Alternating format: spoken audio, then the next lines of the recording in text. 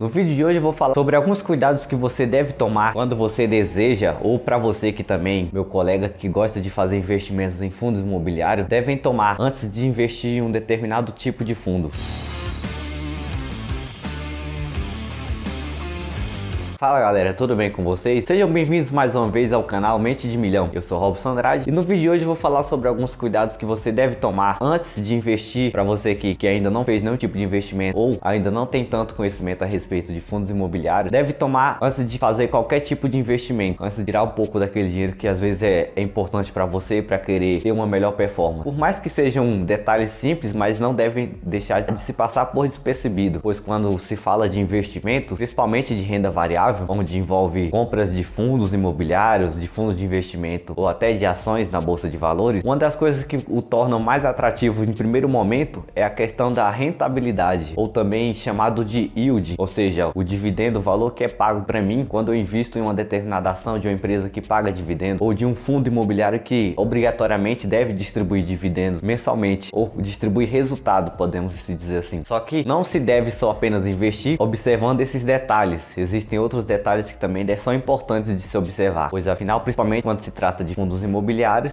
quando você faz um investimento, na teoria você se torna dono de tudo aquilo que está sendo feito, de todo aquele processo de transformação de recursos, de investimentos em salas comerciais, seja lá qual for o tipo de negócio, qual seja o objetivo daquele fundo que você investe, que também deve ser observado antes de investir. O primeiro deles é realmente a questão de você não investir pensando apenas na rentabilidade, pois muitas vezes quando você analisa um fundo, quando você observa um fundo, se você pesquisa lá fundos de maior rentabilidade no Google ou coisas relacionadas a isso, vai aparecer um top 3, top 5, top 10 dos mais pagadores de dividendos, né, de yield. Mas muitas vezes esse yield não é justificadamente dizer que um fundo de investimento, fundo imobiliário, é um bom fundo, simplesmente pelo fato de estar pagando mais, pois muitas vezes esse fundo pode estar pagando um yield em um período maior do que em outros por algum motivo, como por exemplo, se ele tem um contrato de alto valor de um imóvel com uma empresa que também é grande, como por exemplo, eu vou usar até por exemplo a XPCM11, que é um fundo imobiliário de investimento lá em Macaé, no Rio de Janeiro, que eles têm apenas um único ativo, que é apenas um único prédio que era alugado para Petrobras, onde eles rescindiram e o valor dessa multa era um valor bem alto, e que quando eles receberam, eles distribuíram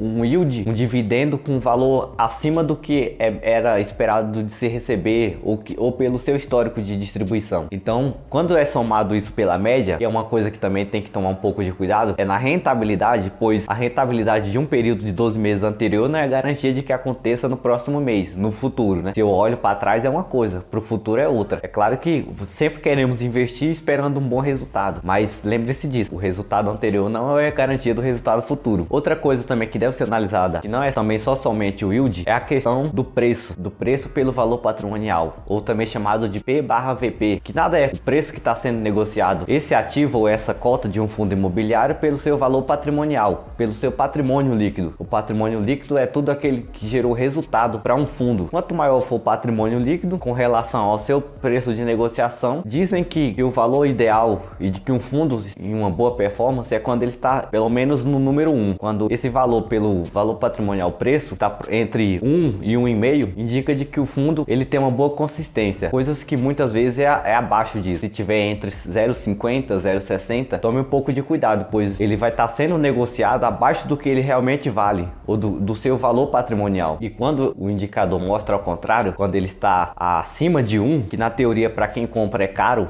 mostra que o fundo está sendo valorizado, que ele está sofrendo valorização. E aí é um dos motivos que muitas vezes se investe olhando para essa valorização, né? Pois como se pode lembrar, um fundo imobiliário, ele, além de você receber dividendos mensalmente dos resultados, você também pode ganhar pela valorização da cota. Você compra uma cota a R$5, por exemplo, e ela valoriza em 1, 2 anos para 10, se você não tem mais aquela vontade de continuar com sua cota, você pode vender e, é claro, lucrar pela diferença, né, do custo que é a sua compra pelo valor que você vendeu. O segundo cuidado que também é importante é você sempre observar os ativos que esse fundo imobiliário possui ou que ele investe, pois quando se fala de fundos imobiliários é a mesma coisa de você ser dono do imóvel. Por exemplo, se você tem um imóvel, você construi um imóvel com o sentido investido e com a intenção de alugar para receber dinheiro desse imóvel alugado, você vai se preocupar muitas vezes com o inquilino, com a pessoa que você vai colocar e com a quantidade e com o preço que essa pessoa paga para você pelo seu imóvel, pelo espaço que ela está alocando. Isso também quando se investe em um fundo imobiliário, embora você não seja o gestor, diretamente o gestor, o seu investimento é apenas financeiro, mas você deve observar esses inquilinos ou a localização do imóvel, ou se o imóvel, por exemplo, ele é monoativo ou se ele é multiativo. Monoativo é quando eu só tenho um único imóvel, como eu acabei de citar agora há pouco,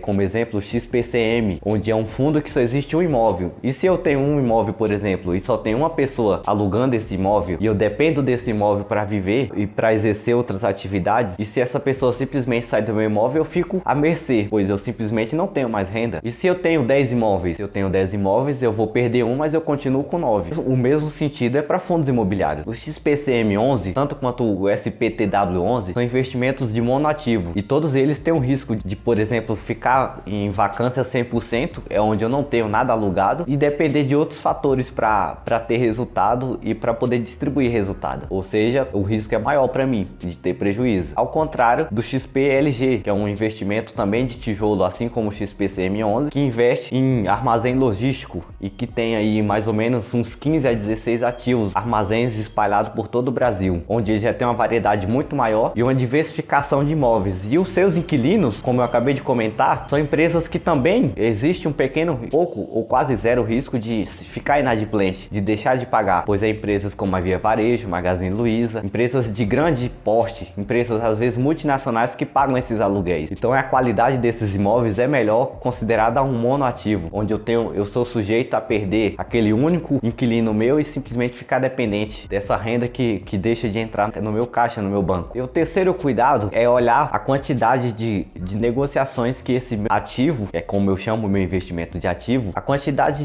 de negociações que são feitas mensalmente ou diariamente nesse ativo, pois se eu preciso vender ou se acontece algum fator em que eu decida vender esse ativo, eu não vou ter problemas com a venda, pois a negociação ela é alta. Existem muitas pessoas dispostas a comprar e a vender esse ativo, independente do valor. A liquidez ela é relacionada realmente à questão, pois quando se fala de liquidez, é realmente falando da questão de transformar esse ativo ou esse bem que eu tenho em posse em dinheiro novamente, para que eu possa usar ele de outra forma ou para outros fins. E o quarto cuidado que também deve ser observado sempre é quem é o administrador desse fundo, pois fundos imobiliários tem muitos, cada um com um tipo de administrador ou com um tipo de gestor diferente, e muitas vezes é bom observar o histórico desse gestor, pois, por exemplo, a XP, tanto XPCM quanto XPlog, todos são administrados pela XP Investimento, faz parte do Itaú, ou que não faz mais parte, porque se eu não me engano o Itaú vendeu a participação e desprendeu o XP do grupo Itaú. Mas é um grande banco, é uma grande gestora de investimentos de renome no mercado financeiro brasileiro e até em outros países. Então isso passa, querendo ou não, uma confiança para você. Você sabe que aquele administrador vai sempre procurar os melhores investimentos para colocar o dinheiro que você também está investindo. É isso o papel do gestor e do administrador. Quando eu faço um investimento de renda ativa, o gestor ou administrador que vai estar fazendo, usando esses recursos de todos os cotistas, de todas as pessoas que aplicam o dinheiro, vão estar sempre procurando a melhor performance e evitando menos percas e menos riscos. Afinal, o resultado é buscado por eles também. Então, muitas vezes é bom observar quem é esse meu administrador, quem é o administrador que vai estar cuidando desses meus bens. E por último, o cuidado que você deve também parar para reparar e ter um pouco de cuidado é na relação das taxas administrativas ou das taxas de performance, pois quando você olha só para o yield lá, por exemplo, e vê um 11%, 10% ao ano de rentabilidade, mas você não vê o que está escrito lá muitas vezes na carta de mercado que o fundo imobiliário tem, nas informações que ele tem a respeito de taxas administrativas e performance, pois muitas vezes a performance ela está ligada a um desempenho além daquilo que é esperado. Por exemplo, o fundo imobiliário espera ter uma rentabilidade, vamos hipoteticamente falar, de 5% ao ano, que é uma taxa mediana praticamente próxima da Selic, e acontece que o desempenho foi de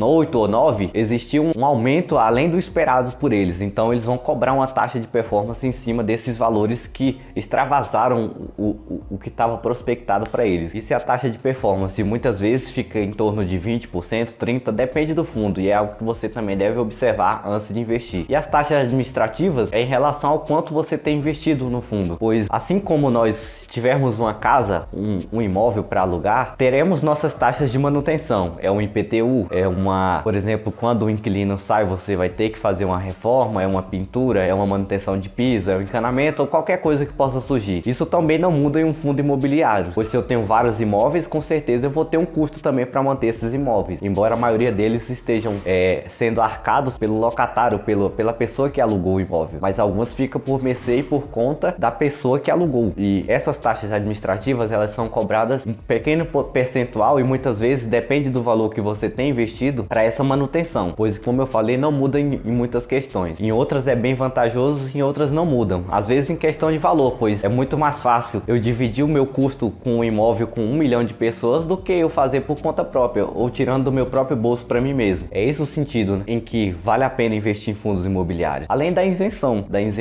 quando eu recebo dividendos, onde todos os rendimentos isentos, mesmo com a proposta da reforma lá tributária na questão do imposto de renda, existe um valor, acredito eu que está em torno de 40 a 50 mil de rendimento anual. E para você ter um rendimento de 50 mil a 60 mil anual, você vai ter que ter uma boa grana mesmo investida, e eu acredito que isso está fora da realidade de muitas pessoas que investem. É claro que quando você vai vender, você vai ter o 15% de imposto de renda. Isso também é cobrado em todos os investimentos, tanto day trade quanto renda fixa, todos eles têm um imposto incluso lá. Muitas vezes ele já é subtraído quando, por exemplo, quando você faz um investimento em renda fixa de longo prazo, existe o semestral, o come cotas, onde o imposto de renda já é deduzido automaticamente da sua aplicação, mesmo que você não faça o resgate, eles já fazem o recolhimento do imposto de renda. E tem aqueles que é cobrado no momento do resgate. O imposto ele incide sobre o resgate e sobre a rentabilidade no momento do resgate. A mesma coisa um fundo imobiliário. Se você comprou o fundo por R$5 e você vendeu por 10, você vai ter os 15% em cima da diferença. Ou seja, o custo é